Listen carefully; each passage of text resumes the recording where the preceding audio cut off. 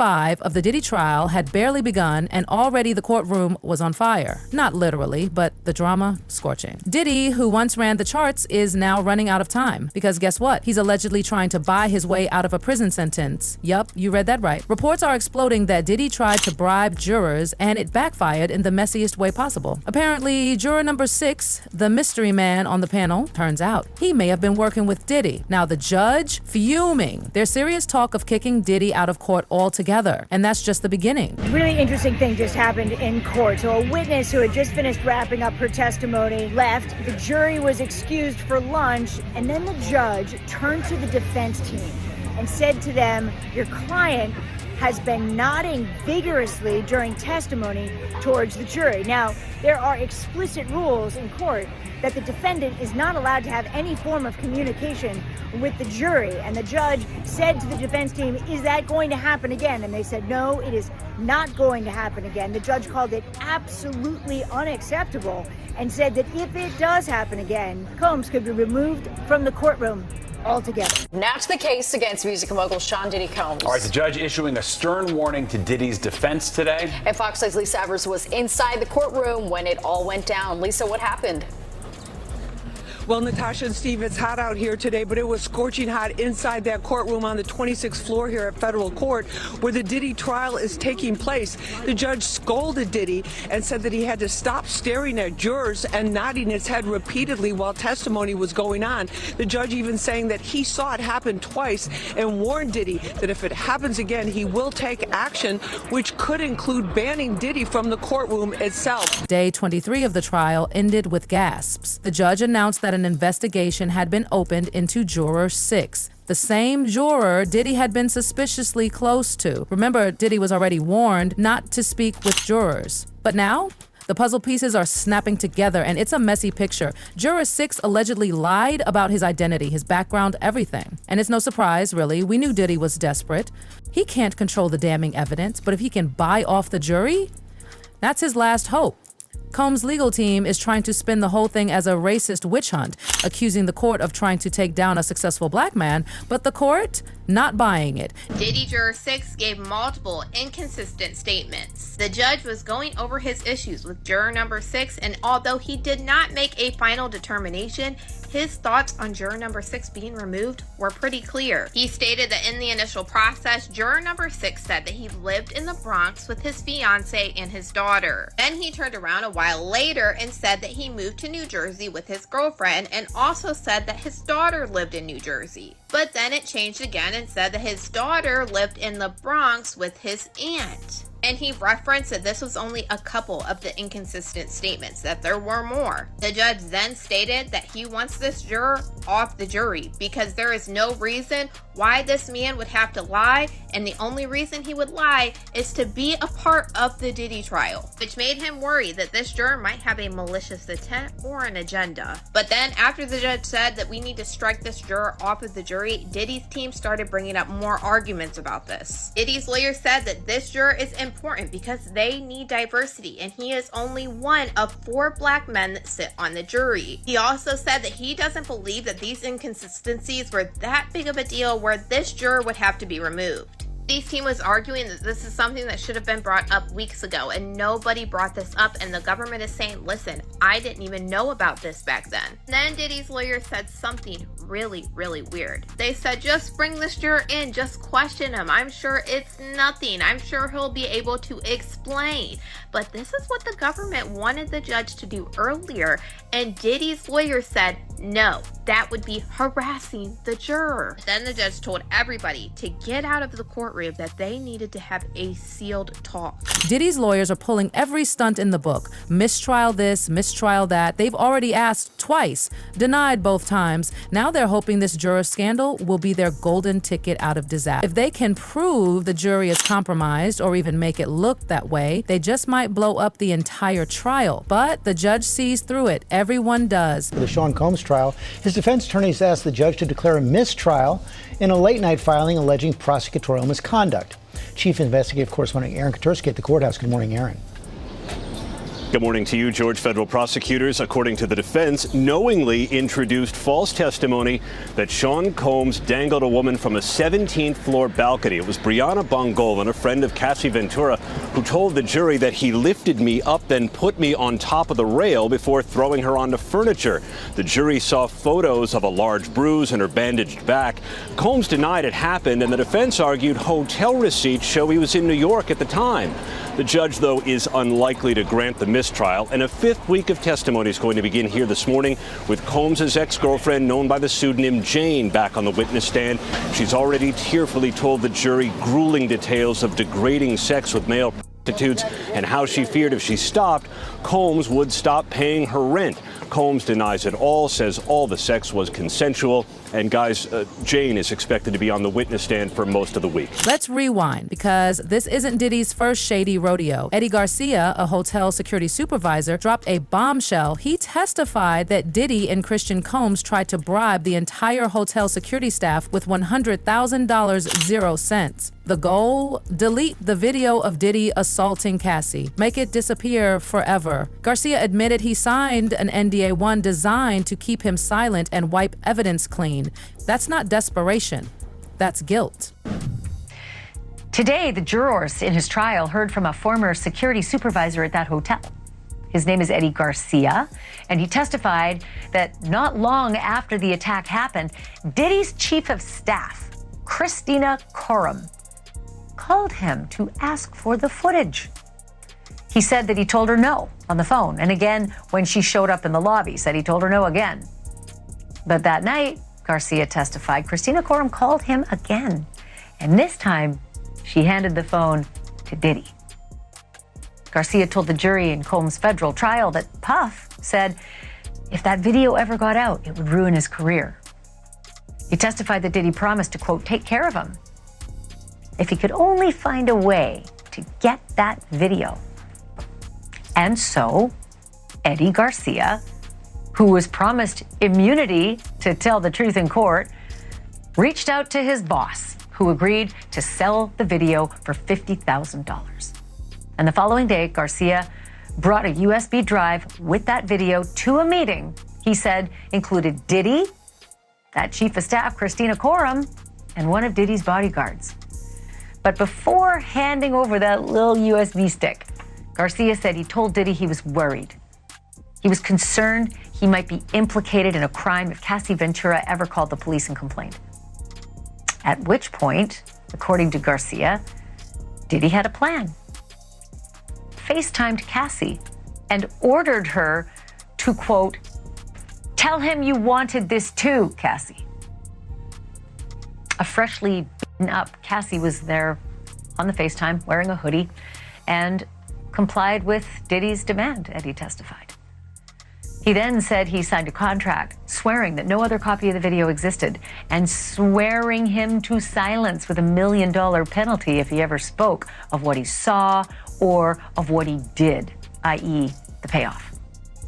In return, Garcia says he was handed a bag containing $100,000, double the amount that Garcia's boss had asked for. It all ties into the bigger picture. A man with too much power, money, and influence, using it all to hurt people and dodge the consequences. Think about it. Diddy was gifted the key to the city by Mayor Eric Adams just weeks before his arrest. Coincidence? Yeah, right. Sources now claim Diddy had dirt on Eric Adams, and that's how he manipulated his way into such public glory. Guess what happened after Diddy's arrest? Mayor Adams got arrested too. Can you say karma? Big breaking news tonight. For the first time in the history of New York City, a sitting mayor has been indicted for crimes. ABC News reporting that Mayor Eric Adams has been indicted by a federal grand jury. We do not know yet the exact charges. Federal authorities have been investigating Adams and members of his staff, issuing subpoenas for documents and cell phones. Several members of administration have resigned, some of them also friends of Mayor Adams. Again, Eric Adams, the 110th mayor of New York, has been indicted by a federal grand jury. Diddy always been the type of individual that want to have ups on the next person no matter what they was doing. He did the stuff to Ja Rule so he could go after Jay-Z. They not gonna come out and speak on nothing that has anything to do with them, and they praying that they not on the tape doing crazy stuff, being oiled up in the whole 9 yards. until the feds say, hey, yo, listen here. Hey, buddy, we got you on this tape, and girl looked like she was pretty young. We're not gonna show it, but we need you to come and testify against Brother Love. That's when they're gonna start talking, and they're not gonna be talking in his favor. 250 cameras all over the house. Somebody got caught stealing a cookie out the cookie jar. When you that powerful, you didn't get that powerful without having 1 or 2 or maybe 3 ups on somebody. This isn't just about NDAs and hush money anymore. It's about destroyed police evidence too. For example, when Kid Cudi's car was set on fire, fingerprints linked to Diddy were collected. Boom. But those prints, they mysteriously vanished. The police claim it was an accident. Oh, please. Too many of these accidents keep happening around Diddy. Coincidence? Or cover up? Court has adjourned today in the sex trafficking and racketeering trial of Sean Diddy Combs. Today, the defense requested a mistrial following testimony from an LA arson investigator, but the judge denied the request. ABC's Rena Roy has the latest. A mistrial request denied in the federal criminal trial of Sean Diddy Combs. His defense team accusing the government of prosecutorial misconduct during the testimony of a Los Angeles arson investigator who spoke about fingerprints that were lifted from the front door of rapper Kid Cudi's home as part of an investigation into a break-in there in 2011.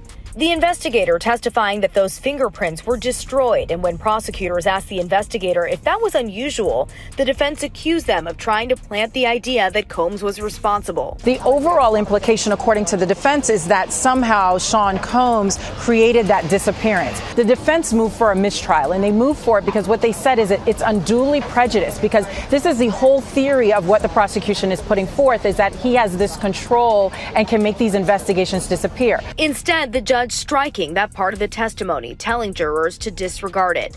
Right before, the jury heard from a police officer who responded to that break-in, testifying that he saw a black Escalade leaving the scene with plates registered to Combs' company Bad Boy Productions. The arson investigator also testifying about another incident at Kid Cudi's home in 2012 when his Porsche was set on fire. He testified about the smoke and fire damage in these photos that were shown to the jury, and said he determined the fire was targeted and started with a Molotov cocktail. Kid Cudi last week testified he believed Combs was responsible for both incidents after finding out he was dating Cassie Ventura. And now, of course, Kanye West is jumping into the mix. Because why wouldn't he?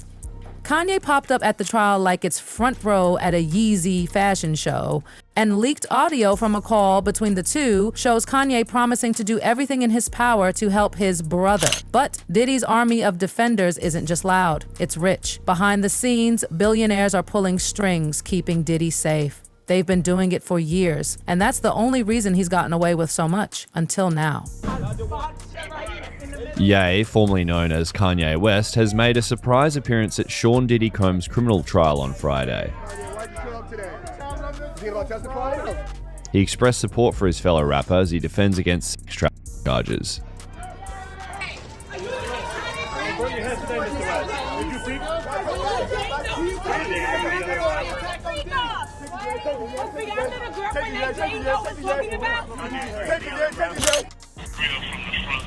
You know what I'm saying? It's wicked, wicked, wicked. So you be careful. Yeah. We can't do nothing in days. You know what I'm saying? I need you out there, you feel me? Yeah. I hear you. Yes, sir. Yeah. Yes, sir. Man, have some fucking fun.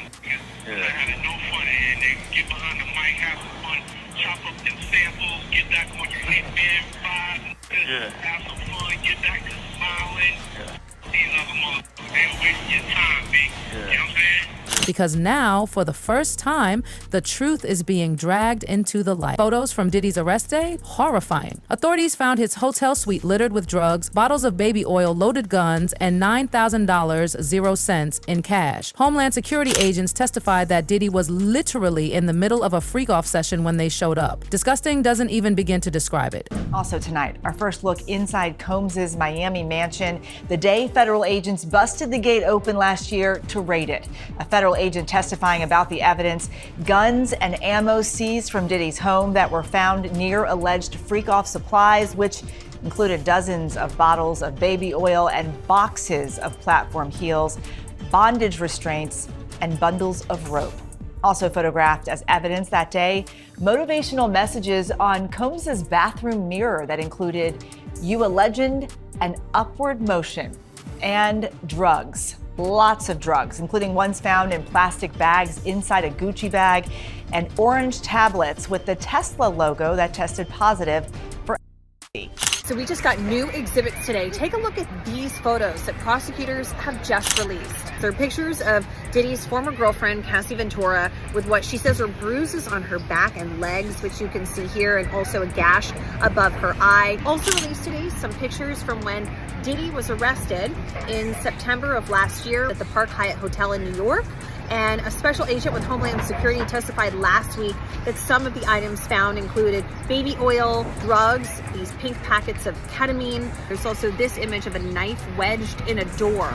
Now, Combs, we aren't sure if he's going to be taking a stand in his own defense, but he denies all of the allegations against him. But will all of these witnesses really prove the government's charges that he was running this criminal empire and that he's guilty of sex trafficking? And then there's Jane. Jane, one of Diddy's victims, took the stand and tore the courtroom's heart out. She revealed how Diddy would force feed her until she was vomiting, then push her into groups with strangers just to entertain himself. The tapes Diddy kept, Jane said they captured horrors no one should ever witness. That moment, unforgettable. It's Diddy Day 19 and the drama is reaching a fever pitch here in this downtown Manhattan courtroom as one of Diddy's exes dropped new bombshells. Wiping away tears from her eyes, she testified she begged Diddy to stop the freak-offs, texting, "I'm not a porn star, I'm not an animal." A social media influencer and Diddy's girlfriend from 2021 to 2024. She used the pseudonym Jane on the stand. She alleged Diddy coerced her into days-long sex parties with male escorts. Text messages from 2023 introduced today in court reveal just how badly Jane wanted out. "I don't want to be used and locked in a room to perform and fulfill your fantasies. I'm coming to the realization of what this really is. My heart is really in this and it's breaking. I don't want to play this role in your life anymore."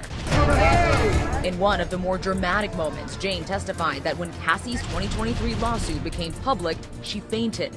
She said when she read 3 pages that echoed her own experience with Diddy, it, quote, felt like a nightmare. Jane's testimony is emotional, but I also say naturally emotional. Sometimes you have witnesses who will testify and get emotional at awkward points in their testimony, but Jane seems very authentic, and that helps her credibility in terms of what she's testifying to. ABC News legal contributor, attorney, and host of Bad Rap, the case against Diddy, Brian Buckmeyer was in the courtroom. The Sean Combs of last week and the Sean Combs of this week does seem slightly different in his demeanor. He doesn't seem to be actively engaging in, let's say, body language or communication with the jury. It could be because of this witness or that he knows they're on the verge of cross-examination, potentially starting tomorrow morning, so not as much vigorous head nodding. Sean Cassie right here, guys. And there's more news about Diddy's freak-offs. Sean Deering, a male escort mentioned in court, is speaking with People about his time with Cassie at those sex parties. Sean said he was hired more than a dozen times, starting in late 2014 or early 2015, and the tone changed. I just would say overall, the tone was a little darker towards the last time I'd seen them. It was more of a doing this to please him type of spirit overall. I can tell when the energy was different. The former male escort claims Cassie was playing her role. It was evil, and she was under that. Sean says Diddy tried to hire him again in 2017, but he passed. Sean Combs has pled not guilty to all charges against him. She says that Diddy forced her to take drugs and that she would be awake for days, that she was taking ecstasy and she said on these trips she was sometimes so high on drugs that she lost her sense of self. Jane has finally taken the stand. Now, we're not allowed to reveal her identity because she's testifying under a pseudonym. She's talking about how she and Diddy first met, how they met in Miami and how he was so sweet and loving and that he was actually dating a friend of hers at the time, but that the two of them started going on trips to Turks and Caicos and the Bahamas. During her testimony, she's been crying and it seems like it's been really hard for her to be up there on the stand. She is now talking about how Diddy would make her watch pornography while they were having sex with each other, and that he would talk to her about his fantasies. He would make her wear lingerie and what she calls stripper heels, and that at one point he told her that he wanted to see her have sex with other men. That's when he took her to a hotel room, and she starts describing how his assistants were in there setting things up with baby oil and the lighting and providing drinks. And she said that when she was there, he then hired an escort from a company called Cowboys for Angels. She said that this escort's name was Dawn, and that she had sex with this man in front of Diddy while he masturbated. Jane testified that over the next few years, 90% of her relationship with Diddy centered around these sexual encounters with male escorts. She testified that she told Diddy multiple times, verbally and in writing, that she did not want to participate in these sexual encounters. Just when you think it can't get darker, enter the Punisher. No, not the comic book character. This was a male worker hired for Diddy's freak-off parties. And what he testified, chilling. He detailed 8 to 12 encounters with Cassie Ventura, but not in any normal sense. Diddy was always there, lurking in the shadows, barking instructions, treating Cassie like some sort of possession. The Punisher described how Diddy would direct the encounters like he was a sick film director, and Cassie, she would wince, sigh, shrink, anything to show her discomfort, but Diddy didn't care. It wasn't intimacy, it was control. Was this happening in your sessions? Well, so it is an assumption, right? So, you know, obviously with the veil, there was a very deliberate attempt to hide his identity. Yeah. So they never had any interactions or even any outward conversation in my presence. So there was a routine where sometimes we'll be right in the middle of sex and he'll just stand up and walk out of the room. And she would take that cue and she would follow him out. So I did recognize, and you know, I mentioned it in my book, that it became a habit that we're having sex on couches with sheets. We started in towels. I would climax, but she would specifically leave the room without wiping herself, without doing anything to take care of the whatever I left on her. So I assumed that's when he popped up, because once I climbed up, he popped up, he left the room, she popped up, she followed him. So I'm assuming that's when the lathering, whatever went on, happened at that point. Okay, so at what point did he stop wearing a veil?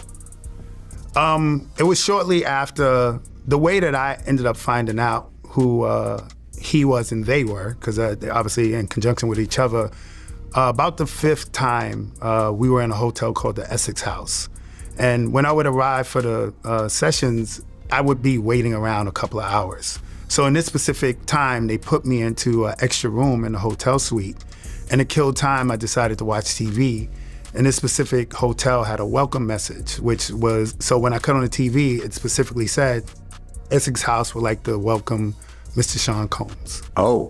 And I was like, whoa, like I was blown away, man. Right. And then there's Mia, Diddy's former assistant. Her story left the courtroom in stunned silence. She wasn't just overworked, she was blackmailed, assaulted, owned. That's how she described it. She revealed a handwritten list from 2011, a list of everything Diddy expected from her. Protect him at all times, fulfill every whim, crack his knuckles, write his scripts, cover up every disaster. But the worst part? She recalled a moment when his eyes turned black. It was like he was looking through me, she whispered. That's the moment everyone realized we're not just dealing with a manipulator, we're dealing with a monster. Hi, I'm Eva Pilgrim. Thanks for streaming with us here on ABC News Live. Week 3 of the Sean Diddy Combs trial has wrapped, and we should note this show will contain graphic content from the courtroom today. 5 witnesses testified this week, 2 former employees, a Los Angeles police officer, fire department investigator, and a celebrity stylist. The latest witness on the stand testifying under the pseudonym Mia, recounting her time as Combs' former assistant. Mia alleged working for Combs was chaotic, toxic, and dependent on his whim. She told the jury she feared she couldn't tell him no, testifying, "I felt I had to, I obeyed Puff's orders." Mia also saying Combs sexually assaulted her more than once, leaving her feeling terrified and confused and ashamed and scared. Combs has pleaded not guilty to all charges. His defense team says any sexual encounters were consensual. If convicted, Combs faces the possibility of life in prison. By the way, interesting update from court. Sean Combs' counsel, Alexandra Shapiro, says some people on the internet think they figured out who Mia is. We got this video, again, that might be used to impeach her credibility. We got this video also from random people on the internet. We don't think this was ever posted on her social media. It was on some random website. Should we show it to you? I gotta ask you, I have to move on to this question, Serena. This is quite alarming. How is this possible? I have no idea how it's possible, and I'm sure Mia is probably panicking in this moment in time. Like, are people stalking her on the internet, trying to figure out her identity? She testified that she was a victim, essentially. There's rape shield laws that exist to try to protect people in her position. And so this is really getting very nerve-wracking probably for her, and just absurd for the courtroom. If someone revealed her identity, is that a crime, Tyler? No, it's not a crime if somebody revealed her identity, especially if they're not a part of this case. The reason they have these confidentiality orders and protective orders is for the parties involved to do their best to protect a Jane Doe or anybody proceeding under a pseudonym's identity.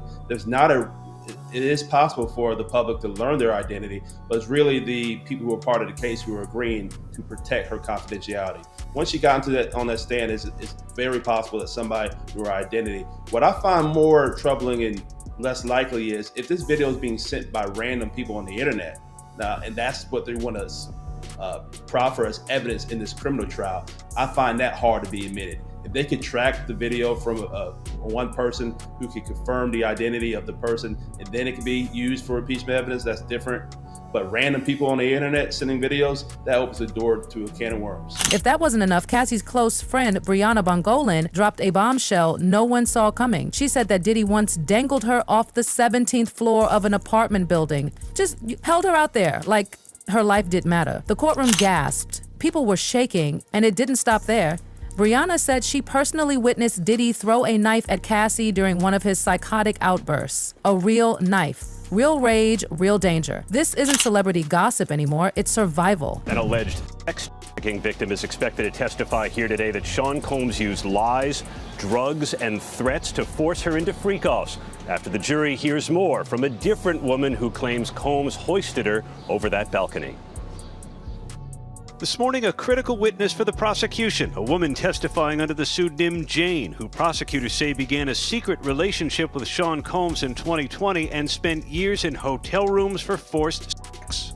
Jane's testimony will follow the cross-examination of Brianna Bongolin, known as Bana, who described years of drug use with her friend Cassie Ventura. Cassie, all the way right! And she testified Ventura FaceTimed her before the premiere of her movie The Perfect Match. I want to try something new. What did you see? Prosecutors asked. Her black eye, Bongolin said. I was a little quiet, and I remember saying, I'm sorry. Bongolin testified Combs once hoisted her over this balcony after barging into Ventura's apartment on the 17th floor. For a split second, I was thinking about if I was going to fall. She said Combs kept yelling at her, you know what the expletive you did, before throwing her onto this furniture, leaving bruises. Combs denied it happened, and the defense challenged her account. We have some video of her as well. And so she has been testifying about a particular incident in which Sean Combs dangled her over a balcony. We have some full screens we can put up for you in which we're telling you a little bit about who Brianna is. Now, she goes by the name Bana. She's a friend of Cassie Ventura, who sued Combs in 2024 for allegedly groping her and dangling her over a balcony.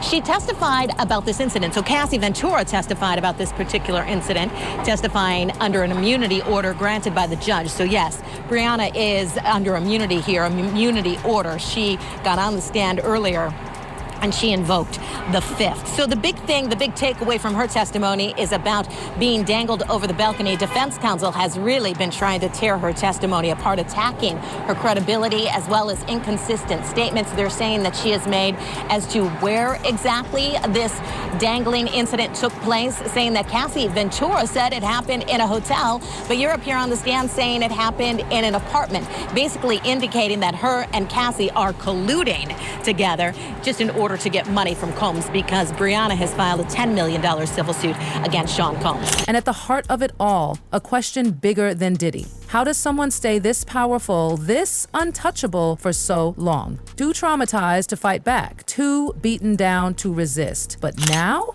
That silence is being shattered. This trial isn't just about a celebrity falling from grace. It's about every single person who was told to stay quiet, every victim who was forced to sign an NDA, every assistant who had to wipe blood off the floor and smile like nothing happened. Now, their voices are finally being heard. Diddy's legal team is still trying to spin it, still pushing for a mistrial, still blaming racism, bias, conspiracy. But every day, the evidence piles higher. The testimonies get louder. The public is no longer looking away because we've seen the power money can buy. But now we're watching what happens when truth finally gets its turn. Diddy might have tried to bribe jurors. He might have friends in high places. He might still think he's above the law. But this time, the cracks are showing and the empire is crumbling. This story isn't just not over, it's just getting started. So buckle up.